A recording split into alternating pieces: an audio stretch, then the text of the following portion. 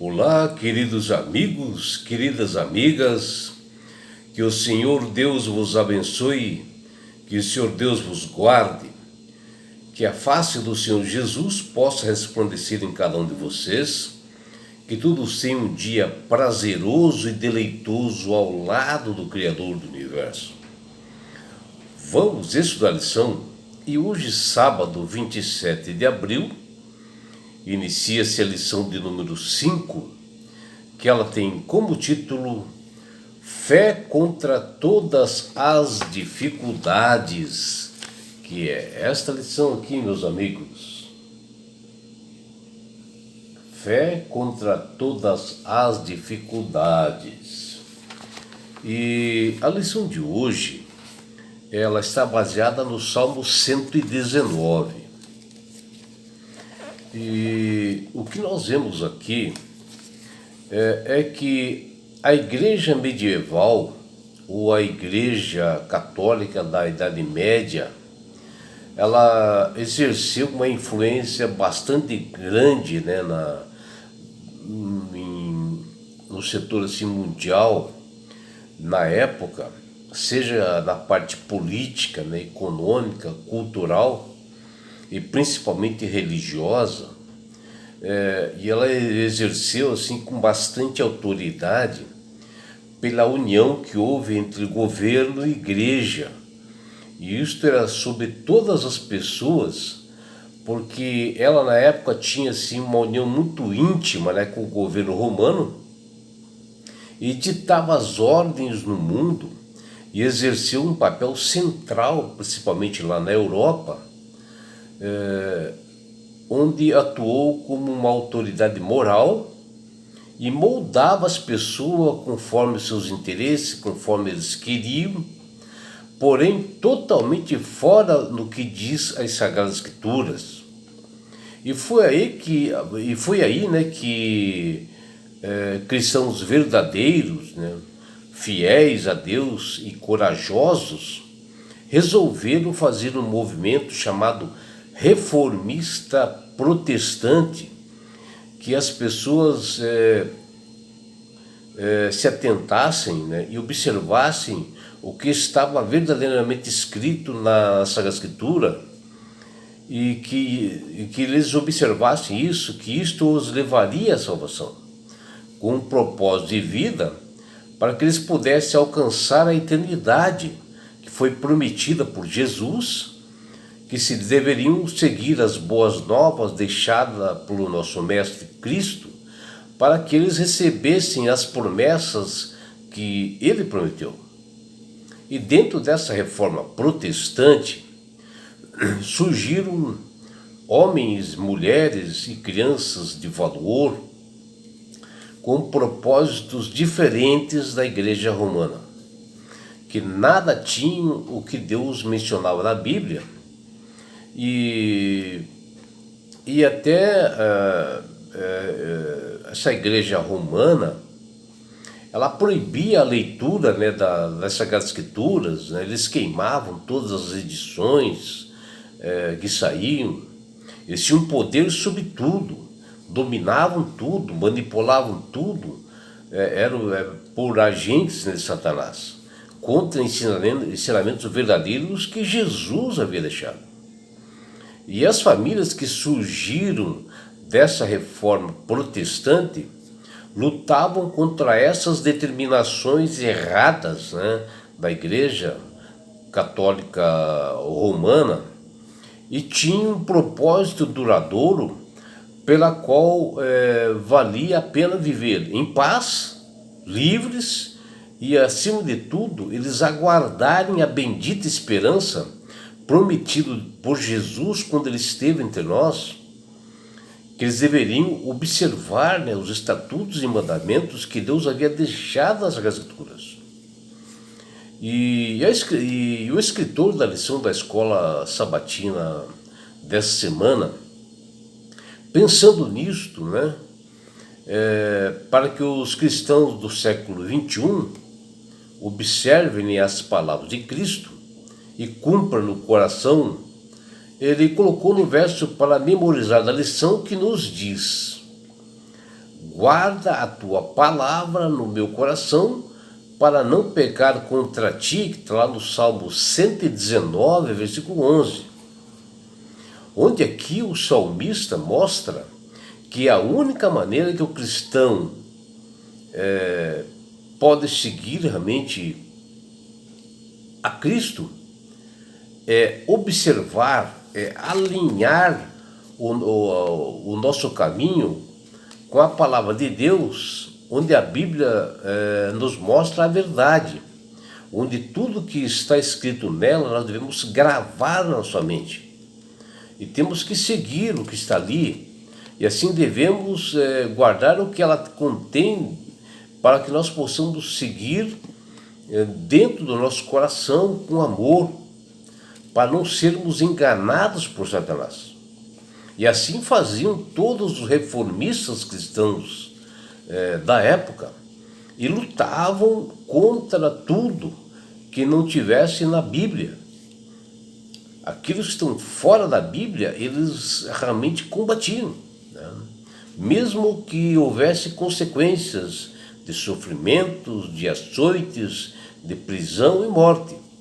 E assim os reformistas protestantes tinham algo que todos nós, fiéis de Deus hoje, nós devemos fazer em pleno século XXI. E isto doa a quem doer, e sermos corajosos, né, como aqueles cristãos primitivos da Idade Média, e lutar realmente pela nossa salvação. E durante a era medieval, 3 princípios pareciam estar eternamente envoltos nas trevas do maligno, destinados a não serem defendidos pela Igreja Romana como forma nenhuma. E vamos citar esses 3 exemplos. O primeiro, que o verdadeiro caráter de Deus, que nós devemos lembrar, né? Que o primeiro caráter de Deus é amor e justiça. Ponto importantíssimo que nós devemos observar, e que a igreja medieval não observava. A igreja romana, a igreja católica romana. O segundo ponto, que o único caminho para a salvação, ela reside no amor e justiça de Deus.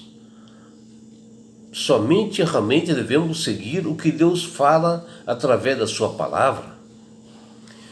E o terceiro ponto é que os 2 princípios que eu mencionei aqui, os 2 primeiros, derivam de uma única fonte, a revelação de Deus que Jesus Cristo e as Sagradas Escrituras manifestam e falam. E nós temos que seguir o que está ali. E esses 3 pontos são importantíssimos, né, para nós seguirmos hoje. E por isso que a Igreja Católica Romana da época, né, da Idade Média, não queriam que as pessoas lessem a Bíblia e até proibiam a sua leitura.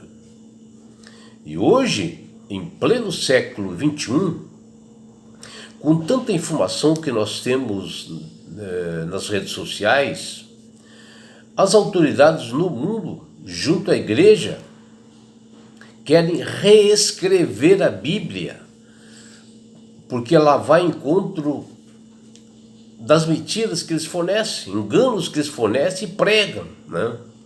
E eles querem modificar as Sagradas Escrituras. Por isso que Jesus, em Mateus capítulo 5, versículos 18 e 19, nos diz, vejam lá, olha o que Jesus fala: porque em verdade vos digo, até que o céu e a terra passem, nem o i ou um tio jamais passará da lei, até que tudo se cumpra. Aquele, pois, que violar um desses postos que dos menores são, É assim, ensinar aos homens será considerado mínimo nos reinos dos céus. Ou seja, alguém que alterar, que modificar essas escrituras, eles serão o mínimo no reino dos céus. Ou seja, não entrarão no reino dos céus. E vejam hoje, partidos, de esquerda, junto com a Igreja Católica Apostólica Romana, hoje querem reescrever a Bíblia visando seus interesses no mundo hoje. Por isso que o salmista, no verso para memorizar da lição da semana, e na lição de hoje, principalmente no verso para memorizar, ele fala no Salmo 119:11, e ele diz: guarda a tua palavra no meu coração, para não pecar contra ti. Ou seja, você, meu amigo, minha amiga, mesmo que venham a modificar as Sagradas Escrituras, a tomar as nossas Bíblias, nós temos que estudar as Sagradas Escrituras e que elas fiquem guardadas na nossa mente, que aqui quer dizer coração, ou seja, que ninguém pode tirar. Ou seja, as palavras que estão na Bíblia nós devemos guardar na nossa mente, na nossa inteligência, no nosso raciocínio, pois quando acontecer deles mudarem as verdades, tomarem nossas Bíblias, que farão o mesmo antes da volta de Jesus, nós, como fiéis de Deus, devemos combater com coragem esses inimigos de Deus, igual aos reformadores da Idade Média, protestantes, que com coragem afrontaram realmente esse inimigo. E aconteça o que acontecer, se nós queremos ser salvos. Fomos chamados a continuar a batalha desses reformadores da Idade Média, porque acontecerá nessa crise, no grande conflito final, que antecede a segunda vinda de Jesus. Mostrar a todas as pessoas com galadia, com coragem, os ensinos bíblicos como os transformadores, que dão base para o verdadeiro significado da vida cristã. Compreender essas verdades nos preparará para o conflito final entre o bem Deus e o mal Satanás. E nessa semana, nós estudaremos diariamente a lição com bastante fé e confiança contra todas as dificuldades que o inimigo coloca. E nós abordaremos dois temas assim bastante importantes para nós, onde nós falaremos assim com detalhes, né? Primeiro é estar ao lado de Deus no grande conflito cósmico. Envolve expressar a nossa fé inabalável, nossa fé e a nossa confiança na palavra de Deus, que é a Bíblia, independente do que aconteça, como a única revelação do verdadeiro caráter de Deus, que é o amor ao ser humano caído, e tentar recuperar essas pessoas para o reino dos céus. O segundo ponto é nós estarmos ao lado de Deus nesse grande conflito. Também significa acreditar na graça divina como o único meio de salvação através de Jesus Cristo, onde ele jorrou seu sangue na cruz do Calvário. Esses dois pontos são pontos importantíssimos que nós veremos essa semana. Veremos também que a atitude de Davi em relação a lutas contra seus inimigos, a base sempre foi as Sagradas Escrituras, para que ele pudesse obter vitórias. Mas como isso impactou os reformadores da Idade Média e a nós hoje? Nós saberemos ali, estudando o Salmo 119, versículo 103, versículo 104, versículo 147 e versículo 162. Observaremos que o apóstolo Paulo, ao proclamar a verdade, apesar de ameaças contra ele, prisões, açoites, ele tinha confiança em Deus. Mas como ele conseguiu realmente se manter firme? Saberemos de tudo isso, dessa história de Paulo, que está lá em 2 Coríntios, capítulo 4, versículo de 1 a 6, e capítulo 2, versículo 14 de 2 Coríntios. Estudaremos também para que nós possamos ficar assim corajosos e esperançosos. Que princípios nós podemos tirar dos apóstolos para interpretarmos a Bíblia? Veremos durante estudos nessa semana, que está lá em João 14, versículos 25 e 26. João capítulo 16, versículos 13 até 15. E 2 Pedro, capítulo 1, versículos 20 e 21. Estudaremos também como funciona o plano de salvação. Como vai nos levar à salvação? Está lá em Efésios capítulo 2, versículo 8 e 9, Romanos capítulo 3, versículos 23 e 24, Romanos capítulo 6, versículos 23 e Romanos capítulo 5, versículo de 8 a 10. E também verificaremos na Bíblia que a salvação ela é somente por meio da justiça de Cristo e não há outra forma. Mas como acontece isto? Estaremos explicando durante estudos nessa semana, que está ali em Romanos capítulo 3, versículos 27 até 31, Romanos capítulo 6, versículos 15 e 18, Romanos capítulo 8, versículos 1 e 2. E é por isso, meu amigo, minha amiga, que Deus tem falado com todas as pessoas para aceitarem a Jesus como Salvador e Senhor. Quando você aceita verdadeiramente, com sinceridade, a Jesus como Salvador e Senhor, o Espírito Santo começa a trabalhar no seu ser, na sua mente, e você passa a ter o devido entendimento, você passa a ter sabedoria, passa a manusear melhor as Escrituras. E não é só isso, meu amigo, minha amiga. Quando você aceita Jesus como Salvador e Senhor, você ganha de Deus esse presente que chama-se salvação.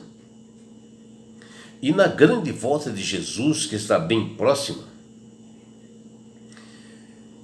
Ele levará você, a sua família, todos nós, para as mansões celestiais. Um lugar, meu amigo, minha amiga, de onde lá não haverá mais morte, mais dores, mais aflições, não haverá mais perseguições, não haverá mais choro, porque você estará no céu, você estará face a face com o teu Salvador Jesus, e lá você verá teus entes queridos. Já imaginou isto? E sabe por que Deus quer fazer isto com você, minha amiga? Com você, meu amigo? Porque Jesus te ama. Abraços do seu amigo João Carlos Amorim.